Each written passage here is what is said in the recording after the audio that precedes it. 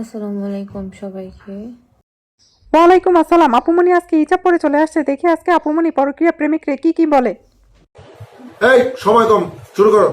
আমি না পেরে আসছে কুত্তা অপিষেক, ওসমান গনির ছেলে, একটা যে কুলাঙ্গার পয়দা করছে অপিষেক, উনা ওই কুত্তার কথা শুনে আমি এইসব করছি। এই সেই কুত্তা। এখন কুত্তা ডেকে কোনো লাভ নাই গো আপু। সুন্দর সাজানো গুছানো সংসার, স্বামী সন্তান সবকিছু ফেলে যার সাথে পরকীয়ার প্রেমে মজেছিলে, তাকে এখন কুত্তা ডাকলে কি লাভ? সে তো তার স্বার্থ হাসিল করার জন্যই তোমার কাছে আসছিল, এখন স্বার্থ হাসিল করা শেষ, এখন এগুলা বলে তার কোনো কিচ্ছু যায় আসে না। সব শেষে আমি আমার বাচ্চাদের দিক তাকাইলে আমি আমার নিজের দিকে তাকাইতে পারি না। নিজের নিজের দিকে তাকালে নিজেরই ঘৃণা করে। কি করলাম আমি? আমি কেন একটা বার চিন্তা করলাম না? সঠিক বলেছেন। আপুমনি আপনি তখন চিন্তা করেন নাই, এখনো চিন্তা করতেন না। যদি আপনার এই পরকীয়া প্রেমিক অভিষেক আপনাকে সুন্দর মতো ভালো মতো বিয়ে শাদী করে ফেলতো, তাহলে আপনার বাচ্চাদের কথাও চিন্তা করতে হতো না। আর এই যে নিজের প্রতি ঘৃণা, এটাও কোনো দিন আসতো না। এই যে রিগ্রেট ফিল, এটা শুধুমাত্র এজন্যই হচ্ছে কারণ আপনার পরকীয়া প্রেমিক এখন আর আপনাকে বিয়ে করবে না, আপনাকে খেয়ে দিয়ে ছেড়ে দিয়েছে, সেই জন্য। ওর একার বিচার হোক বা ওর একার সবকিছু হোক, আমি তো একবার এ কথা বলি নাই। আমিও সমান দোষী, আমি 99% দোষ করছি মানলাম, ও 1% হলেও তো করছে। সুটিয়ে লাল করে দেবো, নোংরামি বার করে দেবো। মানে তোমার পরকীয়া প্রেমিক 1% দোষ করছে, তুমি করছো 99%। এখন তোমার পরকীয়া প্রেমিকের বিচার করবে নাকি তোমার বিচার করবে? তুমিই বলো। আর দ্বিতীয় কথা হচ্ছে, তুমি না 5বার তোমার পরকীয়া প্রেমিকের কথা শুনে তোমার স্বামীর বিরুদ্ধে পুলিশ ডাকায় আনছিলা। এখন তুমি পুলিশের কাছে যাও, সেখানে গিয়ে কমপ্লেন করো, সেখানে গিয়ে তোমার পরকীয়ার প্রেমের কাহিনী বলো, তারা বিচার করবে। মন ফাল্গুনবাসীর কাছে কেন বিচার দিচ্ছ? সঠিক বলেছেন, আপনার বুদ্ধি ভালো।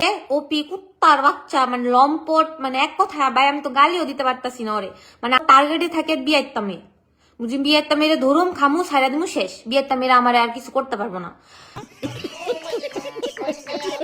ওর এই প্রবণতা দেখায় আমি বললাম না আমি সব ত্যাগ করে দিছি, তারপরে বলছি তুই বিয়ে কর। পরে যখন ও বলছে তোর 2-3 বাচ্চার মা, আমি তোর কেন বিয়ে করব, তারপরে আমার মাথায় মানে ইয়া। পরে আফুমনির হুঁশ ফিরছে। আফুমনির হুঁশ ফিরার আগ পর্যন্ত কম চেষ্টা আফুমনি করে নাই। আফুমনি হাত কেটে লাইছে এ বেটার লিগা। আফুমনি একবার বিষ খাইছে, একবার হারপিক খাইছে, জামাইয়ের পাও ধরে পর্যন্ত কানছে। এই জামাই ফোন দিয়ে বেটারে কইছে যে তাড়াতাড়ি আইও, আমার বউ তো তোমার লিগা পাগল। তা আফুমনি এখন কুত্তা ডেকে কি লাভ হইব? হুঁশ ফিরছে অনেক দেরি করে, তুমি অনেক বড় ভুল করে ফেলছো, এই ভুলের মাসুল তোমারে দিতেই হবে। ও আবার মানুষের কাছে বলে হ্যাঁ ওরে শুধু আমি হ্যাঁ ইউজ করছি। তোর লজ্জা করে না তুই যে মানুষের কাছে বলস? আমার বুঝে এখন ঘৃণা লাগে। তোরে দেখলে আমার মনটা করেন জুতা দিয়ে ভাইরাইতে। তোর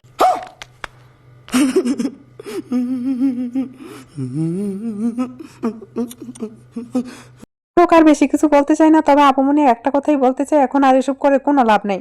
আপুমনির ঘর সংসার সন্তান স্বামী সব হারিয়ে এখন দেয়ালে পিঠ থেকে গেছে, এখন এসে পরকীয়া প্রেমিকের বিরুদ্ধে রাগ জারতেছে। বাট রাগ জেরে কোনো লাভ নেই, সে বেটার তার স্বার্থ হাসিল করা শেষ, এখন সে বিয়ে করবে না।